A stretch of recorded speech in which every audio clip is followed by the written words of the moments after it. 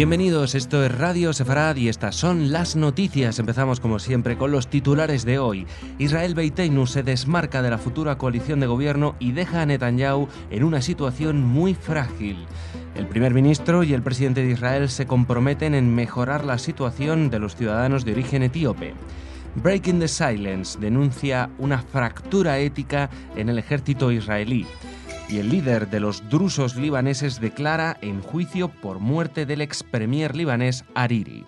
Estas son las noticias que tenemos preparadas para hoy, como siempre en el comentario. Jorge, hola Jorge. ¿Qué tal, Jordi? Y luego ya saben, Raquel nos traerá noticias de corte cultural, pero empezamos en Israel. El ministro de Exteriores y líder del partido Israel Beiteinu, Avigdor Lieberman, ha confirmado los rumores que en los últimos días recorrieron la clase política en Jerusalén y declarado que no formará parte de la nueva coalición de gobierno.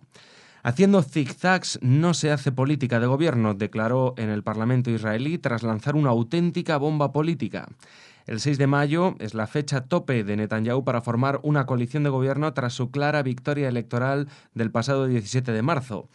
De momento, el líder del Likud cuenta con los 10 escaños del partido centrista Kulanu, los 6 del ultraortodoxo Yahadut HaTorah, judaísmo de la Torá, y otros 6 del ultraortodoxo Shas. Para conseguir los 61 escaños que le daría la mayoría matemática, le faltan los 8 que espera cerrar con el partido nacionalista Beit HaYehudi de Naftali Bennett. Lieberman criticó la falta de principios del nuevo gobierno dominado, dijo, por el oportunismo y el conformismo. Entre otras cosas, denunció que Netanyahu no se compromete a acabar con el régimen del grupo islamista Hamás en la Franja de Gaza, ni a construir en Cisjordania y en Jerusalén.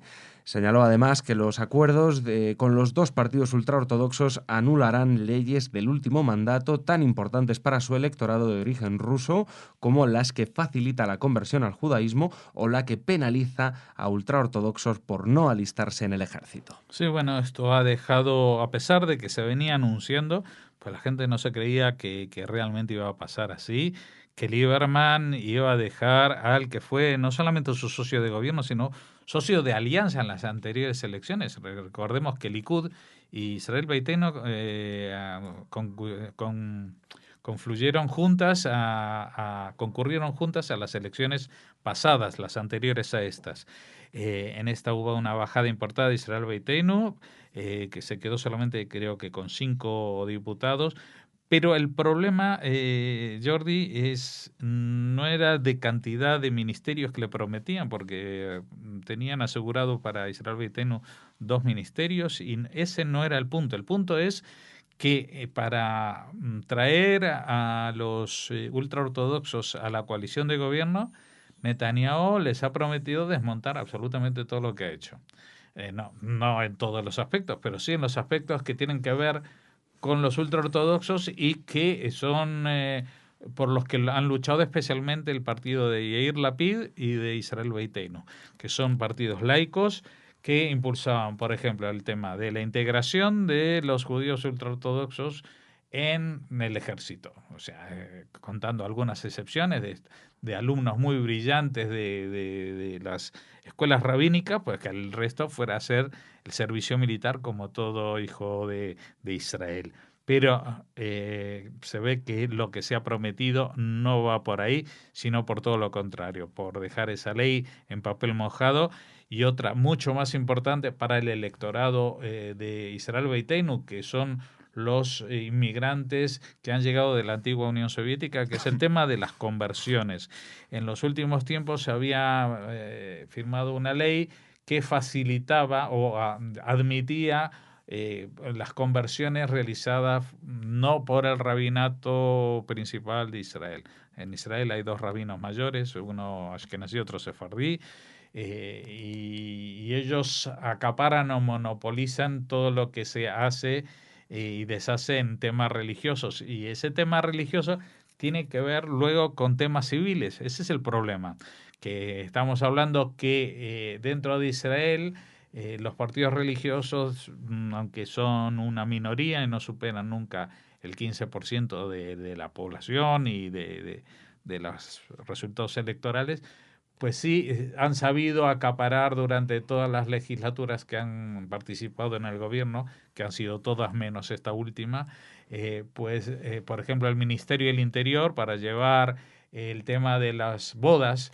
Y entonces en Israel no hay casamientos civiles para judíos, solamente hay contratos que se pueden hacer, pero que no tienen validez de matrimonio, y el único matrimonio es el que te reconoce el rabinato, y los divorcios también van por el rabinato y son un engorro, y aparte, bueno, o sea, están regidos por unas leyes que, como te imaginarás, no están muy actualizadas que presuponen un problema para muchos de estos ciudadanos rusos ciudadanos israelíes de origen ruso que en su familia igual no descienden por línea matrilineal de judíos, y por lo tanto no son judíos para la halajá y necesitan una conversión. Son judíos primero porque viven en Israel, y segundo porque siempre se han identificado como tales, aunque solamente hubiera sido el padre o alguno de los abuelos. Pero ahora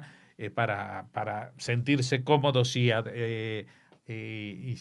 poder, por ejemplo, casarse o hacer cualquier tipo de trámites, el tema de ser judío o no ser judío ya los marca de alguna manera. Y entonces quieren quitarse de encima eso mediante estas conversiones. Y ahora posiblemente con esta coalición Netanyahu vaya a acabar con ellas. Esto, las razones que ha esgrimido Lieberman. El tema es que se espera que, bueno, como el tiempo ya se acaba, incluso la prórroga, Netanyahu va a presentar su gobierno de 61 escaños, que es el mínimo para una mayoría absoluta, pero va a tener que hacer algo urgentemente para atraer más gente, porque con que le traicione uno, ya una moción de censura llevaría a convocar elecciones nuevamente. Y evidentemente esto no es un panorama bueno ni para Netanyahu ni para Israel en general, el tener que volver a llevar y discutir y enfrentarse en estas elecciones.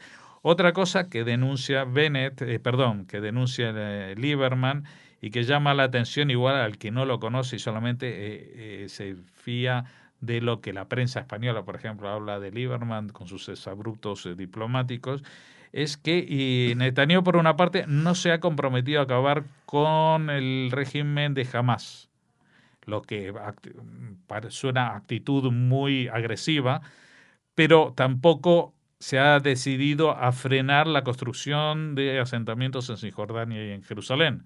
O sea que Lieberman está a favor de acabar con Hamás, pero no edificar más y no hacer más asentamientos en Cisjordania o en Jerusalén Oriental para no exacerbar los ánimos, perdón. Lo que él trata de hacer es atacar un régimen que es terrorista y cerrado, y darle la oportunidad de abrir las puertas a la autoridad palestina que gobierna en Ramallah. Y seguimos en Israel. Tras los enfrentamientos callejeros más graves de las últimas décadas en Tel Aviv, que dejaron más de 60 policías y manifestantes heridos, la comunidad judía etíope en Israel ha exigido hoy al primer ministro israelí Benjamin Netanyahu que intervenga de forma inmediata para mejorar su situación y acabar con los casos de violencia policial. Este se ha reunido con representantes de los 130.000 judíos de origen etíope que viven en Israel, así como con responsables ministeriales para trazar un plan a favor de esta comunidad.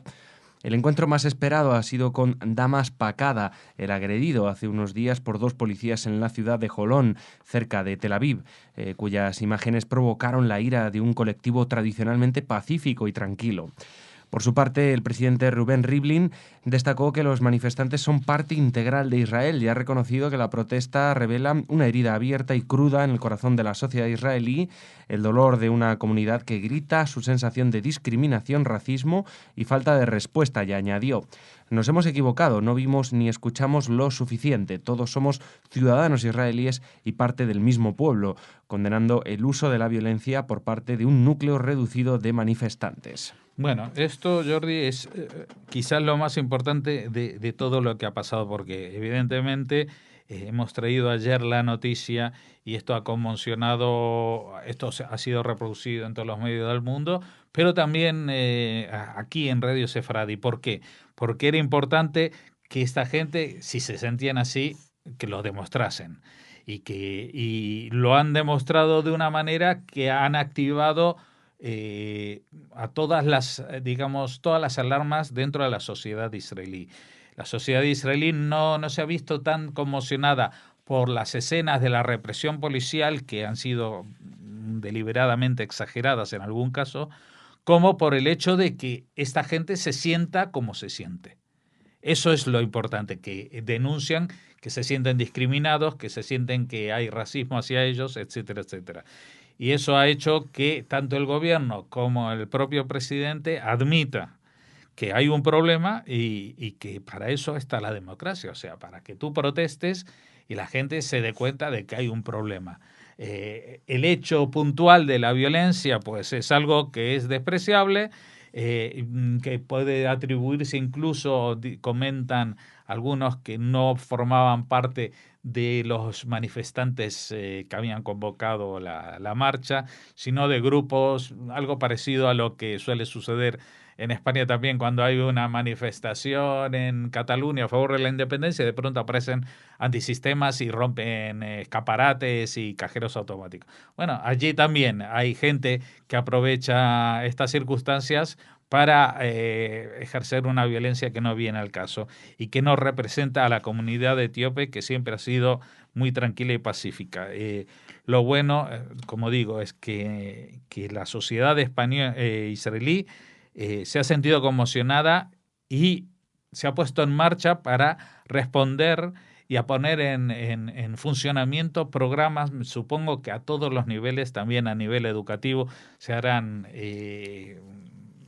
no sé, clases especiales en las escuelas para explicar que todos los ciudadanos son ciudadanos israelíes y que Israel ha hecho un tremendo esfuerzo hace 300 años para traer a esta gente de Etiopía y que no tiene ningún sentido de que ahora se les mire de soslayo por sobre el hombro y con el ceño fruncido, como por el hecho de su color o de su origen africano fueran menos o valieran menos que los demás. Son exactamente igual que los demás y así lo tienen que demostrar y hacer saber a todo el mundo dentro de Israel. Y yo creo que esto ha sido un acto que en definitiva va a ser muy positivo para la sociedad israelí. La ONG israelí Breaking the Silence presentó un informe en el que acusan al ejército israelí de violar su propio código de conducta y las reglas de enfrentamiento en combate durante la ofensiva el pasado verano en Gaza, como utilizar siempre la mínima fuerza necesaria y mantener siempre la humanidad. Muchos de los soldados que prestan su testimonio en el informe aseguran que recibieron órdenes de disparar a matar a cualquier persona que se cruzara en su camino en la zona de combate, declararon. El informe incide en la fractura ética que procede de la cúpula de la cadena de mando y no como resultado de incidentes aislados. Por su parte, el ejército se ha comprometido a investigar las denuncias presentadas por esta ONG, aunque asegura que, al igual que anteriores ocasiones, Breaking the Silence se ha negado a aportar las pruebas antes de publicar su informe, lo que hace imposible abrir una investigación. Bueno, sobre este tema, hoy en el programa de Espaciacom hemos hablado con Juan Hernández. También me consta que mañana habrá un programa de Revista de Medio Oriente con Masha Gabriel, también hablando de este tema. Y es muy llamativo el caso de que una ONG tan pequeña, porque realmente estamos hablando de decenas de personas dentro del ejército de Israel y no más, que no es que rompan el silencio, no es que haya un código de callarse. Vamos a ver, en Israel todo se habla. Es muy difícil que alguien se calle. El tema es cuando uno utiliza denuncias sin caras y sin referentes. Esto es lo que luego el portavoz del ejército dice: vamos a ver, ¿cómo vamos a hacer una investigación? ¿Cómo vamos a abrir una investigación si no tenemos los datos reales de qué día, dónde y quién fue? O sea, es imposible solamente investigar si hay una fractura ética a nivel general en el ejército. O sea, hay que ceñirse. si a alguien en concreto, qué comandante le dio la orden de matar a todo lo que se pusiera por delante. Eso es lo que se quiere saber. Si esta gente lo sabe, ¿por qué no lo dice? ¿Por qué no lo dice? Es que es un tema complicado porque Breaking the Silence es una ONG que está financiada con capitales que son de fuera de Israel. Y eso siempre despierta un halo de sospecha de que hay unas intenciones políticas muy evidentes detrás de esto, de gente que aprovecha las buenas intenciones o el buenismo de una serie de gentes que se han sentido minusvalorados o que no se han encontrado con lo que ellos esperaban que sería una guerra. Porque ese es otro tema, Jordi. Vamos a ver, los ejércitos de todo el mundo, yo entiendo que se entrenan y que a todo el mundo les dan los cursos, o a todo el mundo no, pero en la mayoría de los ejércitos occidentales se explican cuáles son los valores, los códigos, la ética, lo que permite la Convención de Ginebra y todo eso. Pero luego está la guerra. Y en la guerra se acabaron las historias y se acabaron todo lo demás. O sea, en la guerra es o te matan a ti o matas tú antes. Estamos hablando en guerras frontales, no en guerras que tú estás viéndola por la tele. Cuando tú estás en el frente y tú entras en una misión, en una casa donde sabes que se esconden terroristas, pues a mí no me extrañaría que todos los ejércitos del mundo, dijeran a sus soldados a lo que se mueva a disparar. Otra cosa es que le digan, disparen a cualquiera que vean por la calle, sea niño, sea viejo, no. Eso yo personalmente no me lo creo y no creo que haya sido la orden que haya partido. Y si ha partido una orden así, habrá sido a título particular y no es la política, no es como dicen ellos, no responden a lo que es la ética de la cúpula de la cadena de mando. Ellos lo dibujan de una manera como que el ejército israelí es un ejército corrupto, cuando ese mismo baremo, pues yo no creo que exista ningún ejército en el mundo que lo soporte. Y ya no estoy hablando de solamente de las fotografías que se hicieron los ingleses en la cárcel de Abu Ghraib o lo que puedan denunciar los soldados americanos en Afganistán. Estoy hablando incluso del ejército suizo que no entra en combate o de las fuerzas españolas destinadas como cascos azules en algún sitio. Pues una cosa es lo que uno hace en los cursos y en tiempos de paz y otra cosa es cuando te están disparando, ¿qué es lo que haces? Y terminamos en Líbano, hablando de Líbano. En La Haya, el Tribunal Especial para el Líbano que juzga estos días el asesinato del ex primer ministro libanés Rafik Hariri en 2005, oyó el testimonio del líder de la comunidad drusa, Walid Jumblat, quien señaló la gran hostilidad del presidente sirio Bashar al-Assad hacia Hariri desde antes de que fuera elegido sucesor de su padre Hafez. En 1998, Siria decretaba que el nuevo presidente libanés sería el cristiano Emil Lahoud, un hombre totalmente afín a los intereses del régimen. El presidente y el primer ministro en Líbano no tenían control sobre el ejército que dependían directamente de Lahoud. Ha recordado igualmente de tal forma que el ejército libanés respondía ante Siria. 5 miembros del grupo terrorista chií Hezbollah están acusados de perpetrar el atentado con coche bomba que mató al ex primer ministro libanés. Bueno, este es un hecho muy destacado, Jordi, porque ya no es solamente que se mató a un ex primer ministro, sino que lo mató un ejército o un país extranjero. Esta es la acusación. Siria mató al presidente, al primer ministro libanés, Hariri. Lo hizo por medios interpuestos del grupo terrorista Hezbollah, grupo al que nosotros no nos cansaremos de calificar de terrorista, pero Hezbollah es un partido que hoy en día está en el Parlamento libanés y sigue respondiendo a los intereses de Siria, hasta el punto que la gente de Hezbollah están peleando en la guerra civil siria, están interviniendo como fuerzas leales al presidente Bashar al-Assad en Siria. Más evidencias que esa no hace falta para esta doble lealtad. Por eso también hay gente que dice que, por ejemplo, los que cometieron el atentado contra la AMIA y contra la embajada israelí en Argentina, que eran gente de Hezbollah, que estaban respondiendo a intereses de Siria, pero financiados e ideados desde Irán, porque Siria, a su vez, no es un gobierno que se maneje de forma autónoma e independiente, sino que depende económica y políticamente del régimen de los ayatolás en Irán, que está donde está la madre del cordero de todo lo que está pasando aquí. Por lo cual, aunque en el tribunal que se tiene lugar en La Haya, fíjate que se tienen que ir a un sitio como La Haya para poder juzgar esto, porque en Líbano pues lo único que conseguirían es más muertos entre los jueces, los abogados defensores y todo esto. Pues esto se hace en un sitio alejado para poder tener garantías de que se juzga, pero ni siquiera se juzga a todo el que tiene que ser juzgado.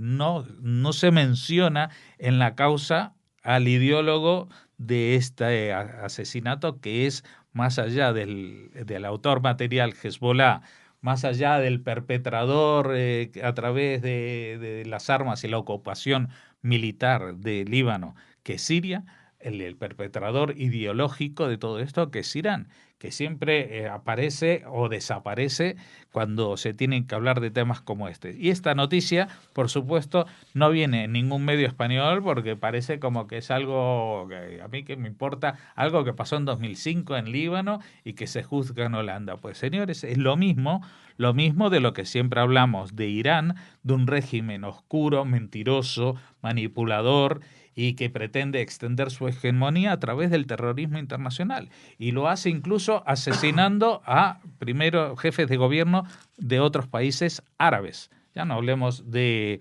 atentados terroristas contra civiles que también los han tenido a punta pala. Bueno, gracias, Jorge. Mañana te vemos aquí de nuevo. Ahora Raquel con las noticias culturales.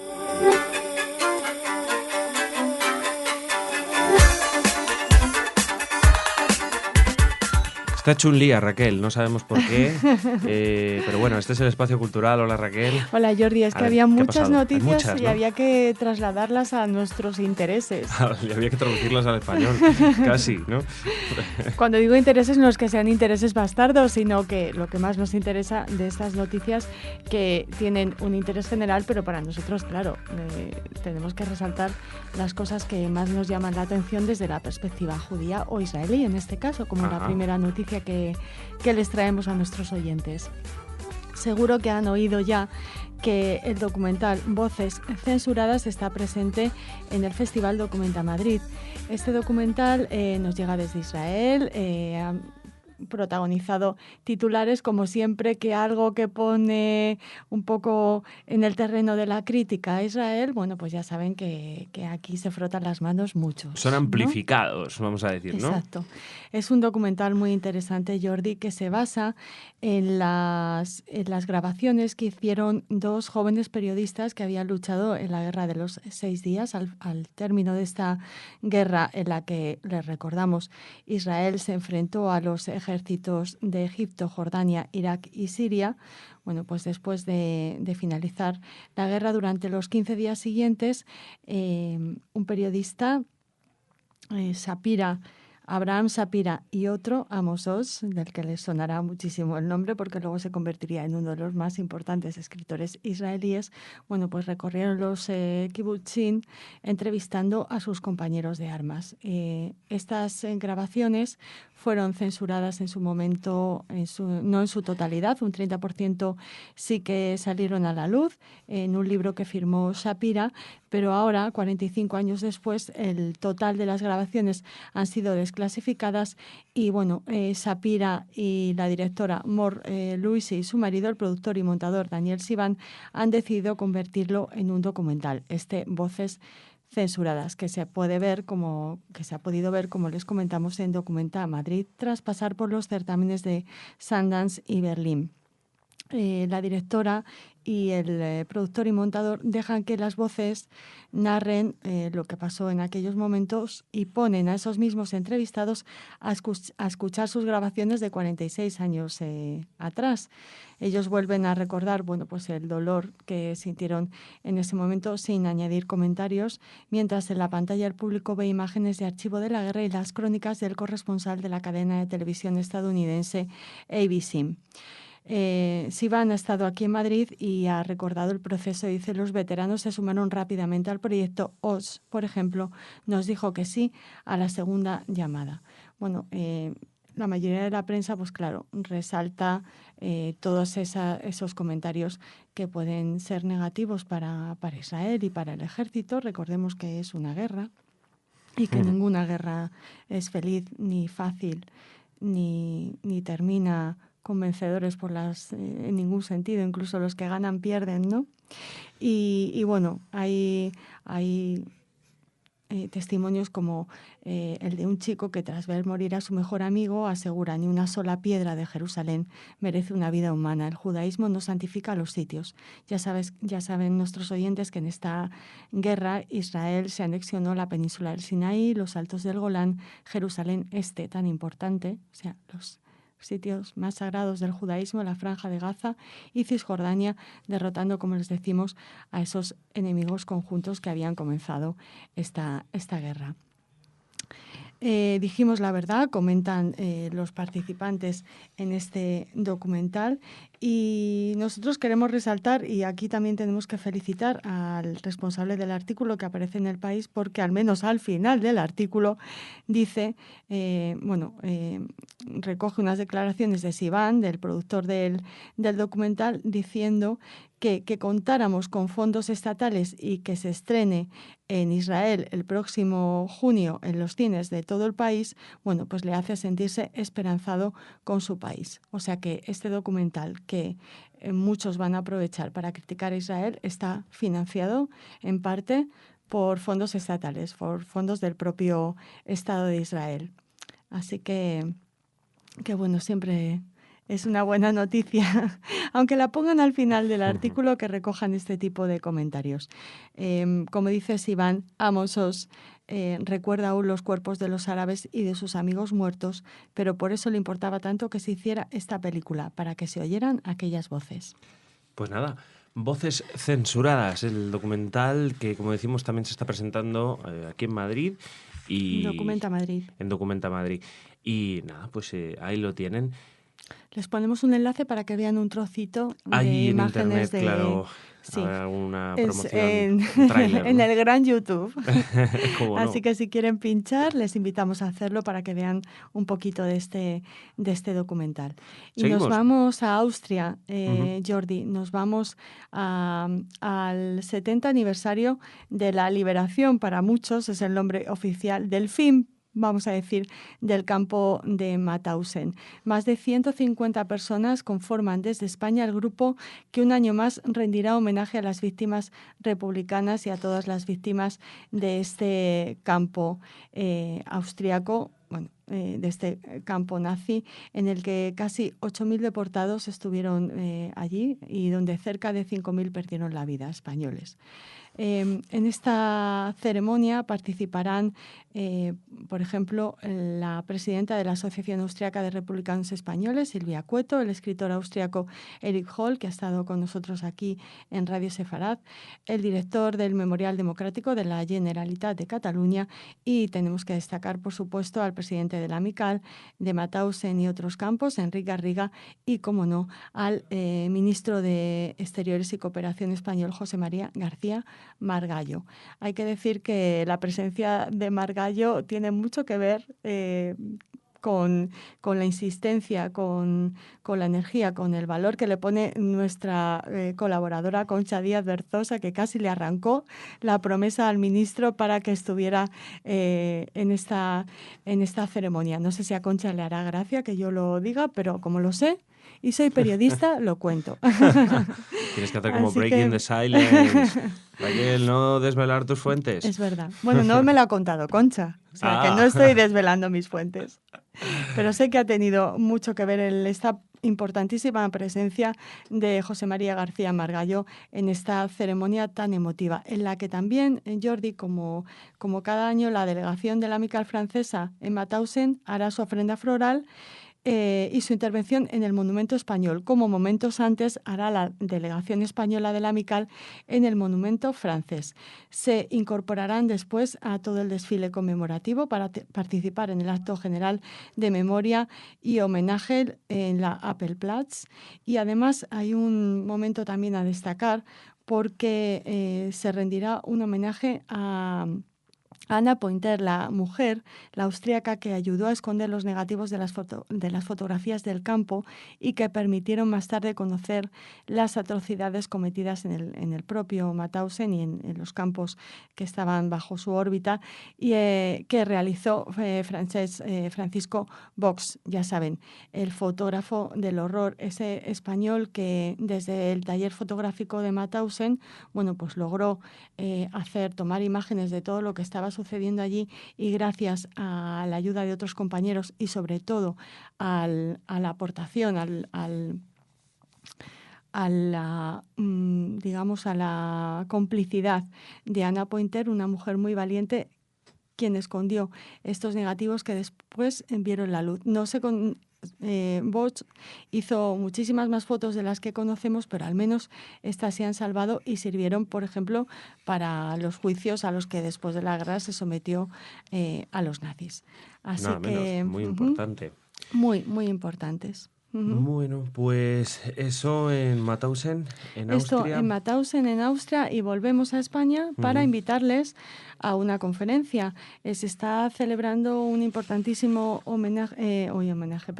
aniversario, el 20º aniversario de la Fundación Baruch Spinoza, y este día 6 de mayo a las 19:30 el escritor y filósofo Rafael Argullol pronunciará la conferencia El mundo de ayer desde el mundo de hoy, Esteban Zweig y su tradición espiritual. Será presentado por Vicenç Villatoro, escritor y director del Centro de Cultura Contemporánea de Barcelona, y esta conferencia tendrá lugar en la Sala Mirador. Muy pronto hablaremos con los responsables de la Fundación Baruch Spinoza, por supuesto, para felicitarles y también para que nos hablen de todos los eventos, de todas las conferencias, exposiciones y actividades que están organizando con motivo de este 20 aniversario de la Fundación Baruch Spinoza. Bueno, pues Baruch Spinoza, con eso terminamos con la fundación, aunque en realidad están hablando de Stefan Zweig, el escritor. De la conferencia.